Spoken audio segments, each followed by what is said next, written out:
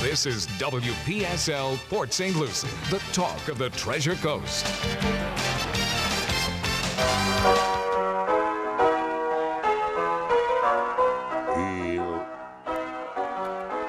11:06 at WPSL. Talk of the Treasure Coast. Time for Ask a Rabbi with Shafir Loeb. Rabbi. And this is Rabbi Shafir Loeb of Congregation Eitz Chayim, your Jewish home on the Treasure Coast. So, welcome everybody to this beautiful Friday. It is the Friday where we are going to be doing our plant sale, our monthly plant sale of fourth Sunday and Monday after. So please do join us for that. And that's Sunday. My mind's not working. It is Saturday at, hang on a minute. This is what I get for trying to do two things at one time. It is Sunday from 1 to 5 and Monday from 1 to 5. So please do join us, and that's at 540 Northwest University Boulevard, Suite 102. If you come into the West Park office complex, we are the front building and right next to the elevators, the front of the front building. So here we go. And I'm trying to catch this over and share it to my own website. Isn't technology amazing? Technology is wonderful when it works. I love technology when it works. And hopefully it's working now. So www, the worldwide wait. Yeah, there you go. All right. So I'm going to go ahead and answer a couple of things. The question was brought up in Ask a Lawyer, and he suggested that Ask a Rabbi would continue to pursue the question. So I'm going to go ahead and take him up on that offer. Thank you, Stuart. And that is talking about folks on the LGBTQ spectrum. And that is such an emotional, loaded topic, and it doesn't need to be. I liked Stuart's explanation of it, though. He had a really good point. About what? Well, the guy was obviously steering towards the Christian theology regarding gays and homosexuals, and tried to shed a negative shadow over it, but Stuart's answer was, it's throughout the Bible. It is. It's common. It's not anything new or strange. Right, and so there are different parts of the LGBTQ spectrum, and you're talking specifically about orientation, and the person asked if it was normal. It is normal. It's not the majority, although it's probably more than most people want to admit to themselves. Quite prevalent through history. It's been like that. If you look back through some of the records of America, you'll find that sometimes when foreign dignitaries were being hosted by the White House, that there would be a male, if it was a man, it would be a male companion. Most often in those days it was a male. So it's not uncommon for people in history. It wasn't a big deal. It just wasn't mentioned. And it's a couple of important things. When people in general don't understand the references in Scripture that are used to come down against homosexual, gay, lesbian relations, that's a biological thing, as Stuart said. It absolutely is. It's what causes the hormones in your body to be released, whether it's male, female, and there's more than just male and female in the world, folks. There's a lot more. And some people are only able to get excited about somebody that they actually love. Some people have no excitement at all. Those folks are asexual. And if you think that it is a choice, I'm going to go ahead and say it. That means that you've got to be able to be excited by somebody of your own sex. Because otherwise, you can't choose. In fact, you've got to be able to be excited by both, or it's not a choice. For people who are on the, if we look at orientation, which is what we're talking about with gay, lesbian, that's orientation. That's what excites your body sexually. And what that does is it releases hormones, and it causes all kinds of things that happen in your, all those things that facilitate an enjoyable sexual experience. And Scriptures does not come down against sex. It does come down against involuntary sex or non-consensual sex, but it doesn't come down on simple sex.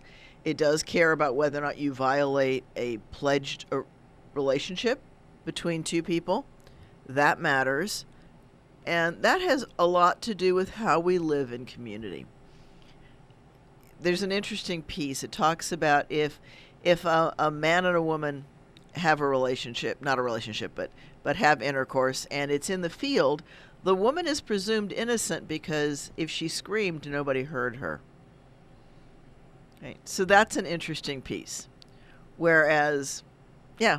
It's like the one about the tree falling in the woods. Does it make a noise if there's no one there to hear it? And the Bible comes down and it says that we always presume the best possible outcome of anything. I'm going to backstep even more. And that is that all of the human beings on this planet are God's creation. And I tend to start from the place of God doesn't make junk. Yeah. Okay. You know, and that's just the place where I am. I cannot picture God making something that's unnatural. Yeah, because God and nature are kind of like working together. What about deformities? What about birth defects? Can they birth happen. Defects contribute to what we're talking about? It doesn't contribute to orientation. No. Okay. That's and does God make a mistake when somebody is born with a heart that doesn't work properly, or an arm that isn't formed properly, or when, God forbid, mom took thalidomide, if we remember those babies? Ooh. And they're not junk. Everybody's got challenges. Okay. Everybody has challenges. Some are more visible than others. And I think it's really important to recognize that we have to start from that basic place that all of God's creations are amazing. They really are. No flower. If I took a cluster of crepe myrtle and looked at them, each individual floret is far from perfect, and yet the aggregate is, in fact, beautiful. And we do have a call in, and that's from Jerry. Hi, Jerry. Thank you for calling in. Good morning, Rabbi. Good morning, Cliff. I was wondering, Michigan, I had a stroke about a year ago, so I'm kind of hard to understand, but in Michigan they teach that you're born with 46 chromosomes, and the other states, they say 22 parallel, but it means the same thing. Well, I understand on one of the left chromosomes, or sexual chromosomes, determines your gender. They're talking about the dog-leg configuration, I think, on that. And I was wondering about androgen insensitivity. I understand androgen is a male hormone, but they brought up that condition, androgen insensitivity, and I wondered if you were familiar with that. Yes, I am familiar with that, Jerry. Thank you. Jerry is commenting for those, and Jerry, forgive me for repeating, but the folks on Facebook don't have the privilege of hearing your question. Jerry was asking about the 46 chromosomes, or 23 pairs of chromosomes, that make us human. Because all creatures have chromosomes, and human beings have 23 pairs. You're talking about the XY chromosomes. Exactly. And one of the last sexual chromosomes, I guess it's sets of chromosomes, determines your gender. Right. And I was wondering about that. Do you concur with that? There's one of the last chromosomes determines your gender. And I'd like to listen on for Rabbi. If okay, that's absolutely fine, Jerry. So he's asking if chromosomes determine gender, and I'm going to get a little bit scientific on you, Jerry, and I'm going to say no, because what determines gender is an ID, but you are talking about sex. which of course is assigned at birth, and that is typically assigned as male or female. A few countries leave it as indeterminate at this point, but in general the definition is if you have a Y chromosome, one or more Y chromosomes, then you are male. We like to think of the world as being this little perfect thing of exactly one X and one Y. That's not the case. You can have as many as 4 X chromosomes and still be viable, still have the baby mature and live a good, healthy life. And you can have any number of Ys as long as there is one X there. You must have an X to be viable. 2 Ys is not viable. So if you manage, it's not, doesn't work. Sorry about that. And it's called Y only because, as Jerry said, one of the strands is a little bit shorter than the other. And so instead of looking like an X when they're paired together, they look like a Y because it's shorter. And that's the dog leg, if you will. And that, you're right, that is the sex determinant. And now that we can do genetics, we can do that. In a century ago, they didn't have genetics, and all they could do was look at the child and make a guess based on that. And even scriptures talks about hermaphrodites. So babies who present with both male and female. The Bible? The Bible does, yeah. Wow. Yeah. That's amazing because you'd think it wasn't there the way some folks talk, but well, we just okay, need to be more so, considerate about it. Well, and let me go back and say that whatever plumbing you have, whatever equipment you have, whatever genitalia you have, does not determine orientation, nor does it determine identity. Okay. So let's separate these things out. It determines sex, which is which is whether or not you have equipment that's going to produce sperm or equipment that's going to produce an egg. Some babies are born with both. Some babies are actually, unfortunately, born with neither. Not very often, but wow. So it's not just a simple, either make it in this basket or that basket. There's a gazillion little baskets floating around, and people land in, not as often, the vast majority land in the primary male and female, but we do not live in a binary world. There is much more to God's amazing universe than one shade of green. And I always invite people, if you think that God wants all of us to be the same, take a look out your window and see how many beautiful trees there are, how many shades of green there are. I'm often asked, why are so many people against each other? And my answer to that is always, haters going to hate. The haters are going to hate. That's right. Haters going to hate. But the folks who love other human beings because they're fellow human beings, yeah, they're the ones that. I would argue that we need to honor all of life, not just human beings. Okay, yeah. We need to treat our animals decently. We need to treat wildlife decently. And as much as I can't stand mosquitoes, we need to control them we need to work at those things. Yeah. There are critters that need mosquitoes to eat. I keep reminding myself of that because I do not like mosquitoes. Well, there's a lot of things we don't like. We don't like fleas and roaches. No, I don't like fleas either, but there are things that love to eat fleas. Oh, yeah. And flies and all of that. That's one of the reasons I enjoy seeing possums in my yard. I know they're going after the ticks and the fleas because they eat those things. Yeah. When you see a lot of dragonflies in your yard, that means there are mosquitoes around out mosquitoes there. Mosquitoes are looking for them. And that's why certain rain conditions, because it brings out the mosquitoes, and that brings out the dragonflies. And I love dragonflies. Oh, yeah. They're one of my favorite photography subjects, and I love just seeing them fly around. I accidentally took a great picture of one once on an alligator's nose. Wow. He was just sitting there, and I thought, well, okay, click. Yeah. And the alligator doesn't even care. He had no idea. Yeah. It was probably too gentle for his sensitivity. So we have sex that's assigned at birth. And then you have gender. Gender is a function of how you choose to identify yourself, whether that's as a man or a woman, masculine or feminine. And very often, how somebody goes in gender is a function of what resonates with them. So if somebody really likes music and art and the quote-unquote feminine things, then they're going to tend to be, moving toward that direction. And if they're really into the masculine things, and, that one's tough. It's, trucks and action figures, right? Because we try to genderize our children. We have really started genderizing from the 40s and 50s when the veterans were coming back from World War II and they needed jobs. We started really, really genderizing to minimize the jobs available to women. So, yeah. It's an interesting, plus genderizing products in general is about a 40% increase in product sales for the company. So why wouldn't they do it?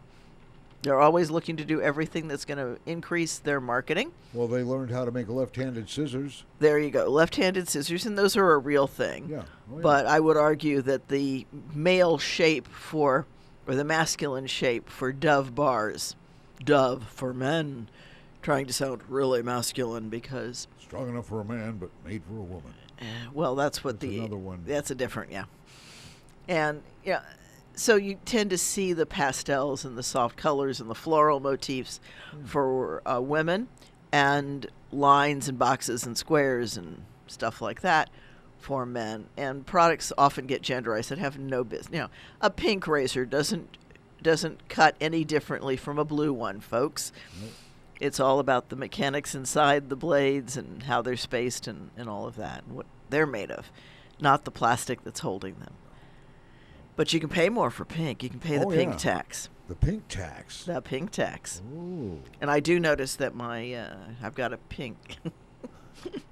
I've got a pink fuzzy thing, huh? A pink microphone cover. Yeah, a pink microphone cover here. I'm glad to see them back, though. Oh, yeah. They're good to have. They're part of keeping everybody safe. They do. And so I appreciate that.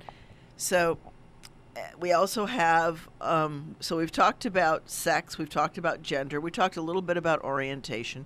The fourth thing that often gets brought into that discussion is gender expression, because you might present yourself. You might like to wear women's clothing, you might like to wear men's clothing.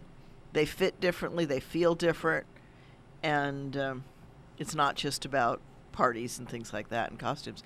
Sometimes people just feel good in a certain kind of clothing, and so they'll cross-dress.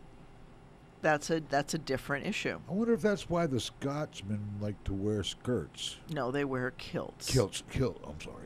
That's right. And I was actually standing next to a gentleman last evening who was wearing a beautiful kilt, and I was admiring the high socks that they wear with the kilts.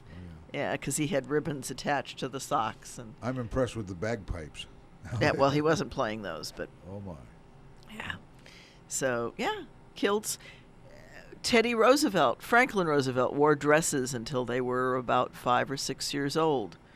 In fact, gorgeous, beautiful, and they were rich enough to have photos taken. So we have a lot of photographs of both of them in dresses. I remember seeing pictures of young... boys in dresses. Back in the day, around the late 1800s to through the early 1900s, before the zipper, it was much more common for children of all ages to be in dresses. Yeah. It's a very practical thing. The baby needs the diapers changed. You pop up the skirt, you change the diaper, off goes the kid. Yep. And the skirt will come down. That's why communion gowns are gowns. It's because it comes from the days when they were children. They weren't boys and girls as much as they were children. Boys and girls tended to be after the infant stage, after you were potty trained. Mm-hmm. And we think, why did they take so long to potty train? One of the reasons was outhouses. Folks. Yeah, I bet much that was harder, easy. Much harder to housebreak the child, if you will. Right, to potty train the child. They didn't have those little plastic. They didn't have the little. They had little wooden things, and they did have chamber pots and things like that. Oh, yeah. Which, can you imagine? Today we can't even think of what that must have been like. No. But that was the way people lived, because that's what plumbing was. Indoor plumbing is a relatively new invention. And one we're all thankful for. Absolutely. Yesterday was one of those days where I had one of those really short showers, and I sat there in the water for a few seconds and thought about, was in the water longer than a few seconds. But as I was going through the shower, I was thinking about how nice it is that I could do that without having to go somewhere and pour water. You know, what effort it took to bathe before indoor plumbing. You had to lower a rope into You had to do all different, water. all different kinds of things that you had to do to get water. Hard. And, all we do is walk over, turn on the faucet, and we get annoyed if it takes more than 3 or 4 minutes. Well, it's not even 3 or 4 minutes, but whatever time it takes for the hot water to get to From the water heater the to part the of your faucet. house. Yes. Yeah, the shower that I took was one of the farthest ones from the water heater in my house. So I had time to think about it. And as I was being annoyed at how long it took to get the hot water, I was reminded of how easy the shower was, in fact. So life has changed, and genderizing has changed. Also in the early 1900s, it was common for a lot of folks to recommend, are you ready for this? Pink, being the stronger diminutive of red, is the right color for boys. Really? Blue, being the more gentle color, is appropriate for the fairer sex. I wonder how that changed. It changed due to some marketing surveys that were conducted in the 40s and 50s as they were starting to genderize in marketing. If we look at 1950s, and anyone can Google this and look at it, there are YouTubes of it, the Legos commercials on TV in the early 50s, late 40s, showed boys and girls together building buildings with Legos. And nobody thought anything of it. It was common. And that's, if there's anything that I could ask parents to do today, it's to let kids, not just Lego friends, but real Legos, really build something with no instructions, just a pile of bricks and build something. Did you have fun with Lincoln Logs? I did not do Lincoln Logs. We did American brick. Oh, okay.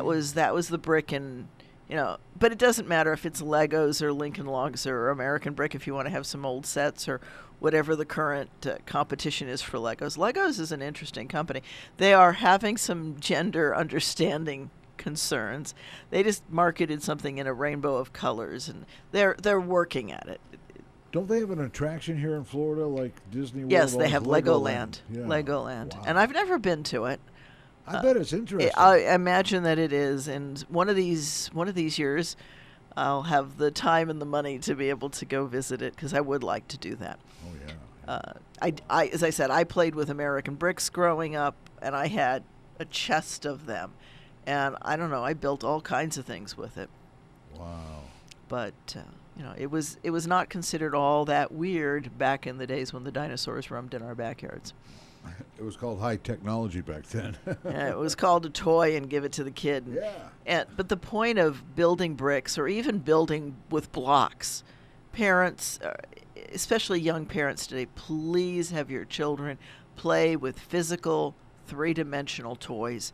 If all of their games and toys are on the tablet, they are not building the eye-hand coordination that they need for spatial orientation. We need a 3D orientation.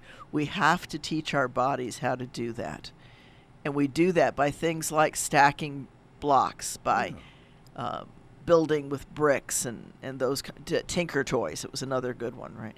Any of those, Marble Works, lots of different physical, three-dimensional toys to teach the child the difference between pictures and the real world, and hopefully help them also to gain perspective. One of the things that Piaget talks about it as a stage of development, because one of the things that he recognized was that young children truly have no idea of what something looks like from a different perspective.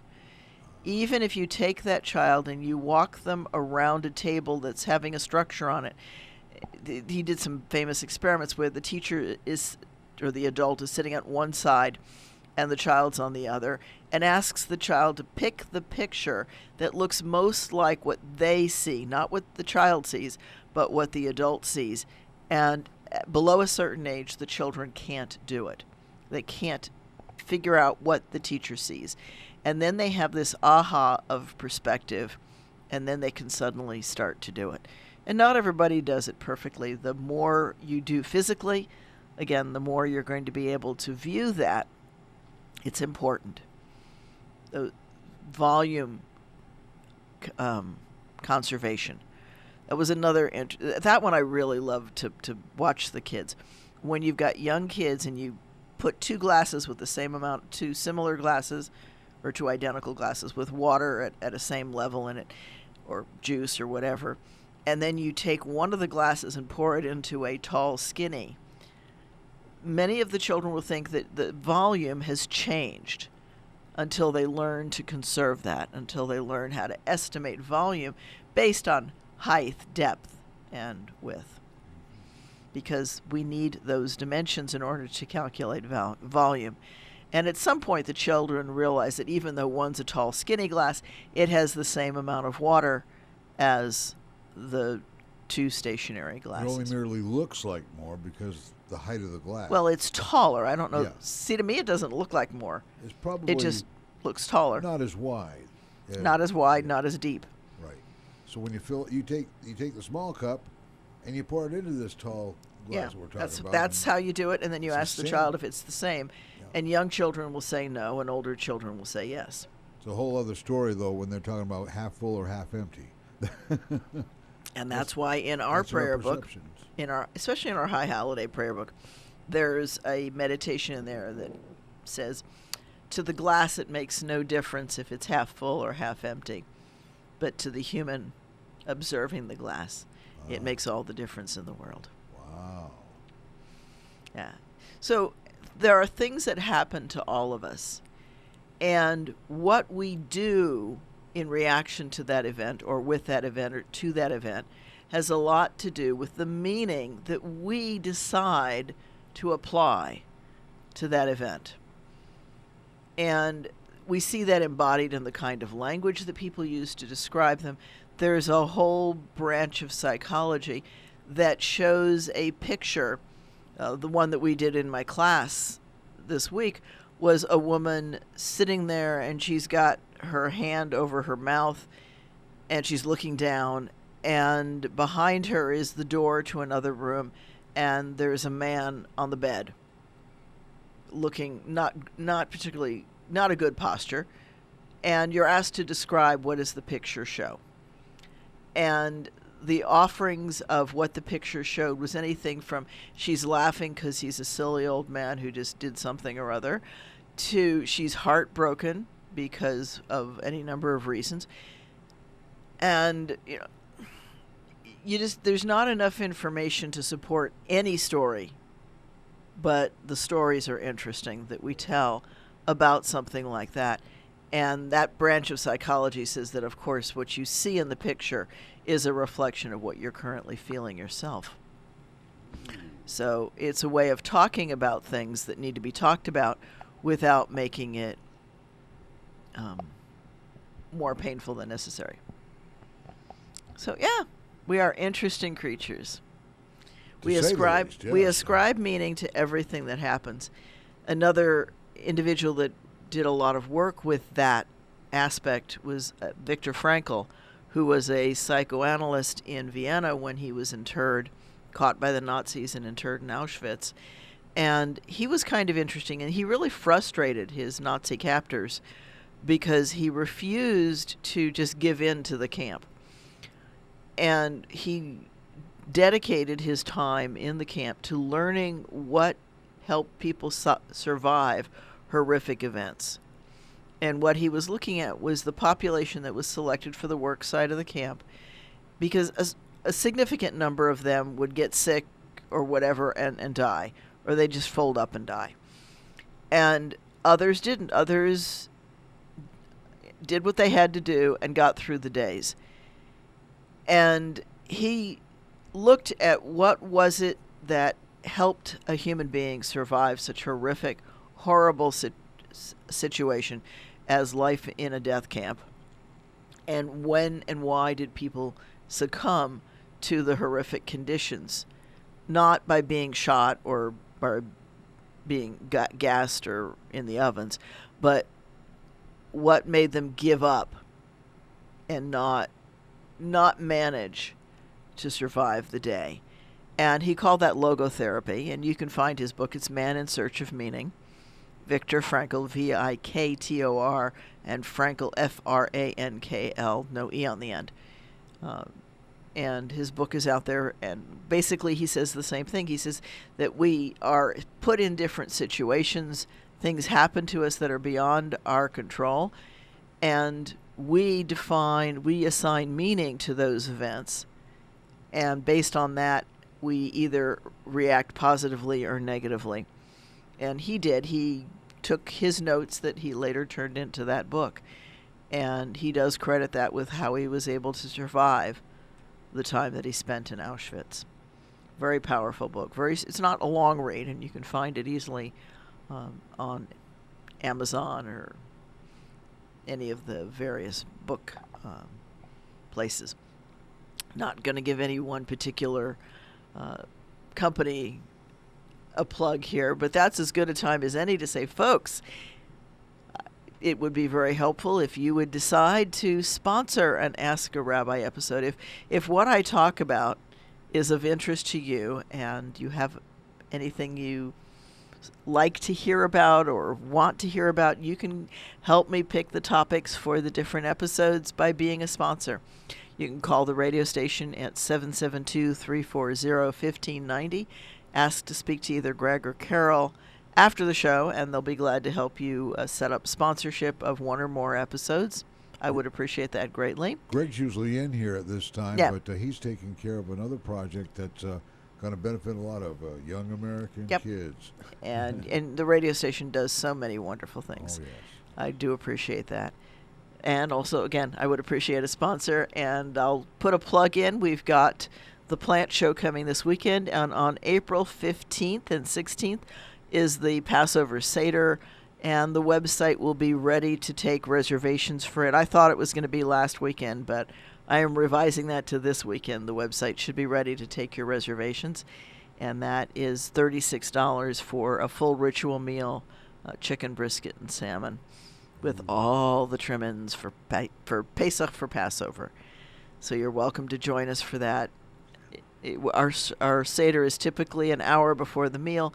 We start at 6, we eat at 7, and hopefully learn some things along the way. Yeah, it's not that far away anymore. You'd be surprised at what you learn from attending some of these things and getting the real wisdom from a rabbi with more credentials than most rabbis these days. Thank you. Master's degrees do we have out there in world religion? In world, I don't know. There's many different masters out there. I was thinking among the rabbis now, we also we have all these other master's degrees out there for everything else in all the areas. There's all kinds of most rabbis ordained today are ordained with a master's. Okay. So that's not uncommon. I was as well, and mine was in Judaic thought. Some are in Hebrew letters, some are in divinity. It's a variety, and my PhDs are in education and in psychology. And yeah, the weird stuff that I've got trailing off on my name is the MBA in leadership and the Lean Six Sigma Black Belt certification. Black Belt certification. Well, Whoa. it's not karate or judo or okay. anything like that. It's business, Lean Six Sigma. Okay. And you can be yellow belt, green belt, or black belt, and I happen to be black belt certified. Wow. So I'm this weird. Well, there's a lot of things that we don't know and we don't understand because we don't know. We don't ask anybody. We don't ask any questions. Yeah. We just take it for what we think it is, and we're quite often wrong. We're not always correct in what we think it is. So what Lean Six Sigma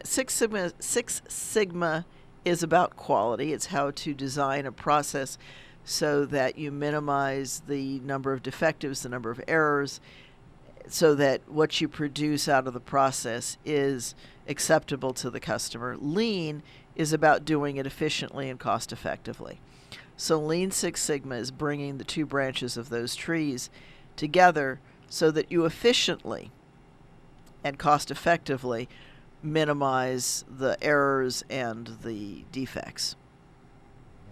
It's a good way to bring the voice of the customer in with the voice of the process and design your system. And it just fit with me to do that because I have long felt that systems need to be designed so that the likelihood of doing things wrong is harder than doing things right. The systems and methods need to be set up so that the doing it right is the easy way, or easier way. May not be easy, but easier. The whole idea of this show, of course, is to answer your questions. That's right. as So listen you can in. ask a rabbi. You can call 772-340-1590, and you can ask this crazy rabbi just about anything. I may not know the answer, but if I do, I will answer, and if I don't, we'll probably do a future show on it. There's certainly more that I don't know than I do. Well, I think we're all like that, but we all don't like to admit it. We like to think well, we know that's- it all. There is something, my students have heard of this too, it's something called the Dunning-Kruger Effect, which is the people who don't know much think they know everything. Oh, there's a lot of those. Yes, especially there talk are. radio listeners And they that tend respond. to be the most confident. The ones who know the least are frequently the most confident because they don't realize how little they really know. Right. So if you only know a little, but you mastered that little bit of knowledge. Now you don't that's have to master anything. Really? Okay. Yeah. People can be very confident and very foolish. So the beginning musician thinks they play beautifully because they don't know how to hear the off-tempo, the off-key. Yeah, and all the Music that they're- inconsistencies out there that occur in music. Right. Like in radio. Like we listen to radio. I'm sure that you can't listen to the radio hardly out there because when you're listening to any radio station, there's going to be some dead air somewhere. There's going to be a mistake. People breathe. And yeah, and what happens is when it happens to me, I can't listen to the radio at night because if I do, if there's dead air, I wake up and I start counting how many seconds of dead air it was. That's because you're trying to minimize it. Because if you're Because working if I at was, that end of the chair. That's right. If I was on that board, I'd be on it by now. Yeah. But my goodness. Yeah, I'm these things trying to happen. think of what was going on, that there was a little bit of dead air earlier. It was like, yeah, what can we do to jump in? That's Sometimes it's short in the headset. I was having a heck of a time. I wasn't hearing the beginning of the show. I know it was there. The levels were there, but Yeah, the you proof couldn't hear in the ears, the headset, Yep, a little dead- short in the plug. That's all. a lot of people can't stand dead air. It's one of the reasons why if you don't come back with an answer, people stumble trying to fill the air. Yeah, That's absolutely. Yeah, and the reality is, if you're going to listen to what somebody says, you have to take a couple seconds after they finish saying what they're saying to come up with the answer, or you weren't listening. We You get a really lot of weren't that. listening. And so many people do that. They'll listen to the first couple words. They don't hear the rest of it because they've been thinking about what they're going to say instead of listening. Right. Very common. Talk themselves right out of an answer without ever getting to ask it. Yeah. Well, it's an interesting problem. Many people don't listen.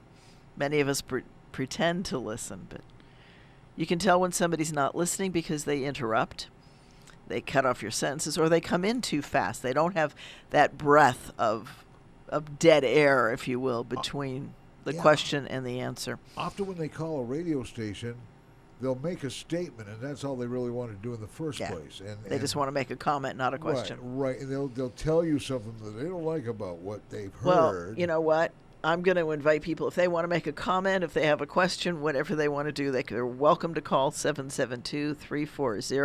772-340-1590, and you can ask a rabbi a question, or you can make a comment if you want to hear yourself say something, or you want to say something to somebody. Well, I This learned is the something time today. to do it. You did? Yes. Well, What did you learn? In the Christian circles, there's less on the master's degree or the educational part of it all. It's all in the calling. If you have a calling on your life, then you need to answer That's that going to call. vary from what branch of Christianity. Yeah. Some are more insistent on education. Some schools of ordination take longer. Some are shorter. Jewishly, in the conservative and in the Reform and Reconstructionist denominations, and certainly in renewal circles, ordination is after your bachelor's. So it's a graduate degree, and it's anywhere from 4 to 5 years at a minimum. There's a lot of pastors that I know out there that have no formal education, though. They had Yeah. a calling, and they just...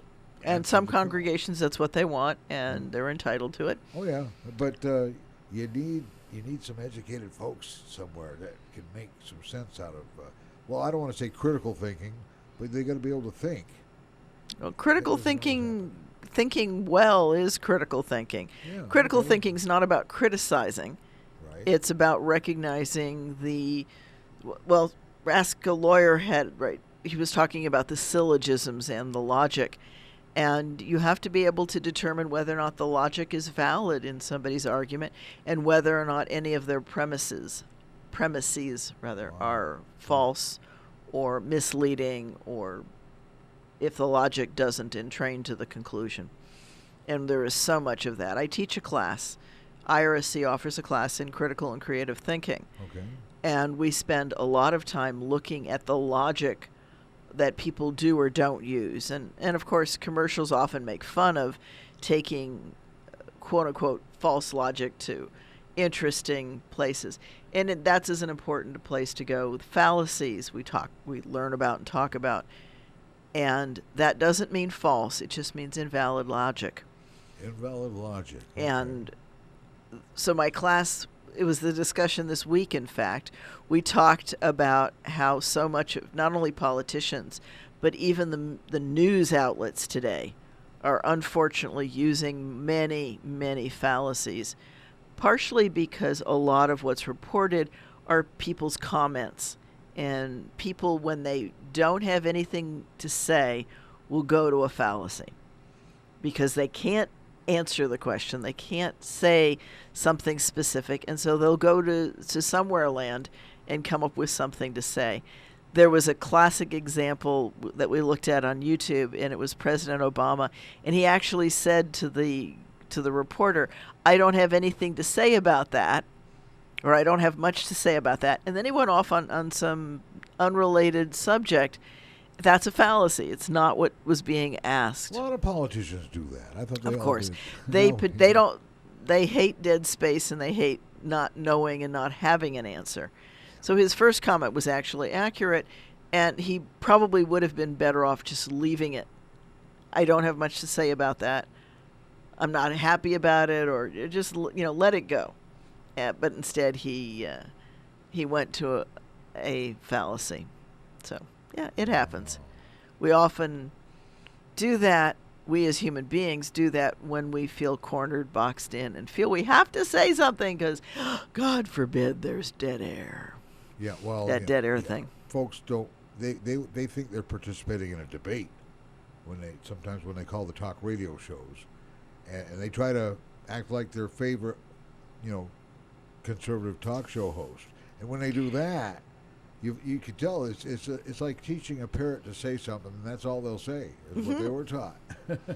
So that brings to mind Paul Harvey, right? The rest of the story. Oh yeah, the rest of the story. I love that. I always enjoyed miss listening that. to him. Yeah. So yeah. So if you do want to call in and make this a talk show, we can do that, or I can sit and continue to talk. Back to the point that Jerry. There I hear a ring, so we might even have a call coming in. We'll see if We'll find out. Through. Yeah. And if you do want to make that call, it's 772-340-1590. This is Rabbi Shafir Loeb, and it's Congregation Eitz Chayim, and you are welcome to join us for the Seder. Please check on the website or contact me if you have trouble making a reservation. Your location is very fascinating and easy to find if you know your way around the sports area. Yeah, it's across from Cloverfield, Yeah.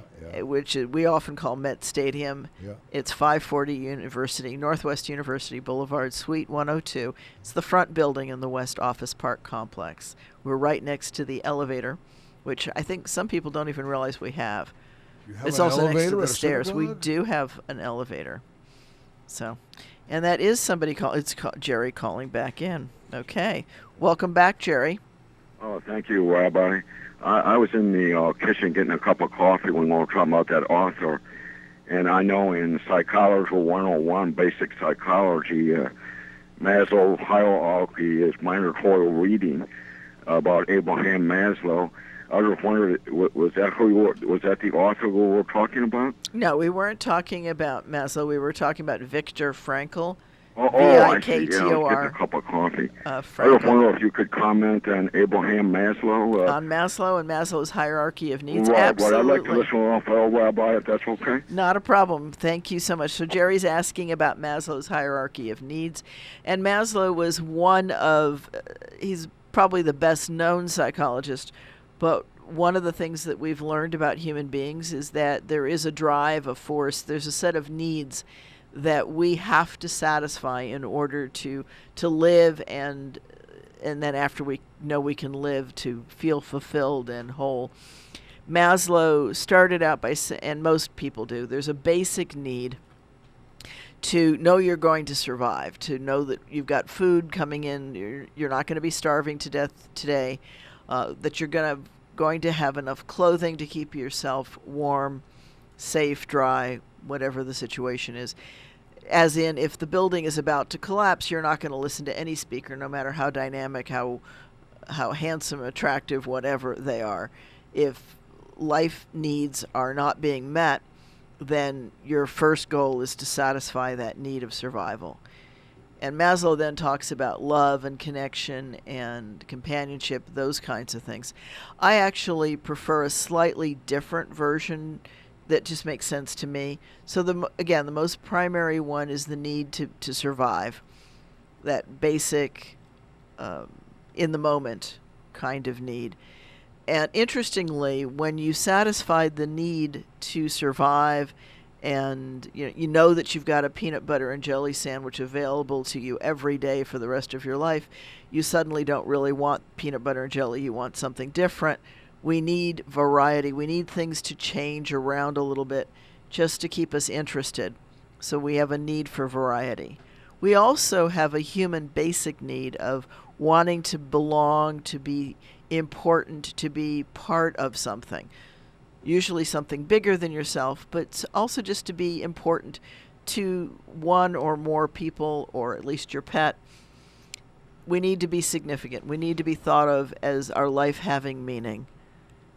And I just want to be as great as my dog thinks I am. Yeah. You Would that we could, right? If we could, yeah. Yeah. Dogs have great opinions of us. That's another long story. They have surprising ones too sometimes. And then the fourth human need is to be loved, or at least have companionship or connection.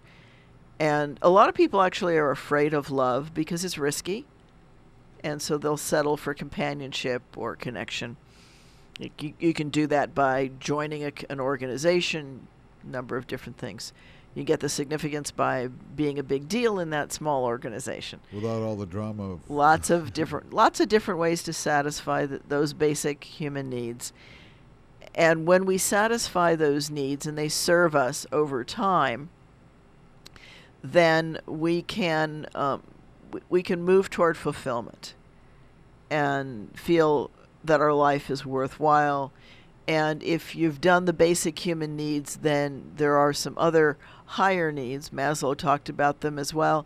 A number of people have, and one of those is to continue to learn.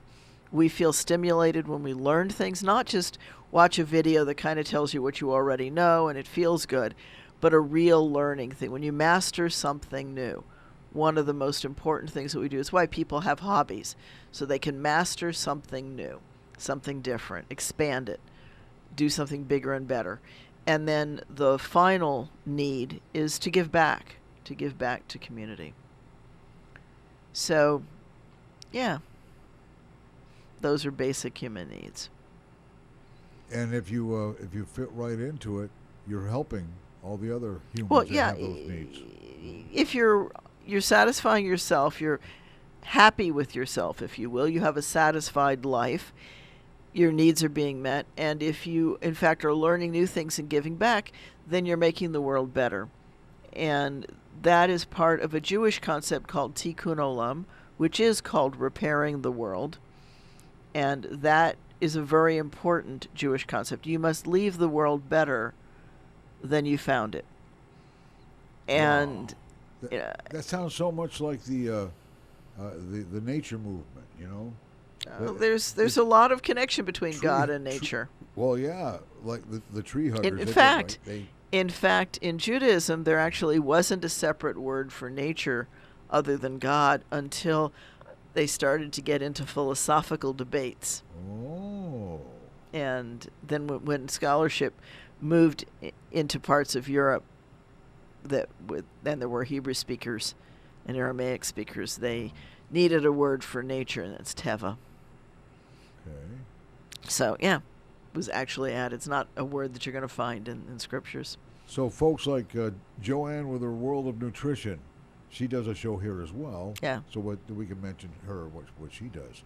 That's basically some of the same, maybe original Jewish beliefs that led to this.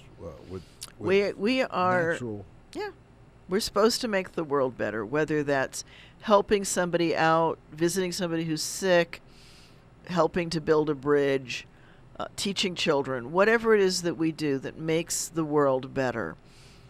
The key is to not hurt anybody along the way. Do no harm. That's right. Do no harm. Do as little harm as possible. The ones who really take do no harm to an extreme are the Jains, of course. And we do have a Jain community. We have a couple of them here in Florida. Ooh. And those are the small vow movement Jains. And they actually take nonviolence to an extreme level.